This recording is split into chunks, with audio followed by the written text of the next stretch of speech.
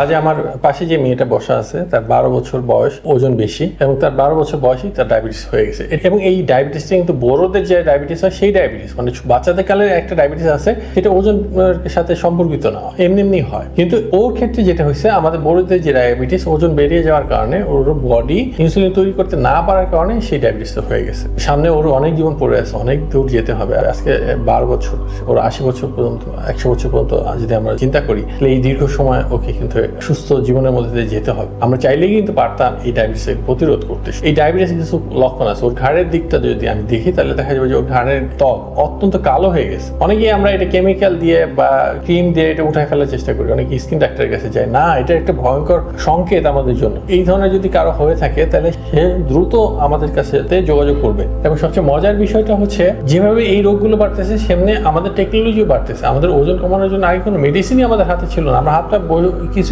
মোটামুটি আমরা বসে থাকতাম। কিন্তু এখন আমাদের এই টেকনোলজি বাড়ার কারণে এই বিষয়গুলো নিয়ে আমরা কিন্তু অনেক সচেতন হচ্ছি, আমরাও পড়ালেখা করতেছি এবং এই বিষয়গুলো আস্তে আস্তে প্রসারিত হচ্ছে। যাদের স্বাস্থ্য বেড়ে যাচ্ছে অথবা বিকাশ ঠিক মতো হচ্ছে না, সঠিক বয়সে সঠিক বিকাশটা হচ্ছে না, লম্বা হচ্ছে না এবং এরকম হরমোনজনিত বিভিন্ন রকম সমস্যা দেখা দিচ্ছে, তখনই আর বসে না থেকে দ্রুত চলে আসতে হবে আমাদের কাছে।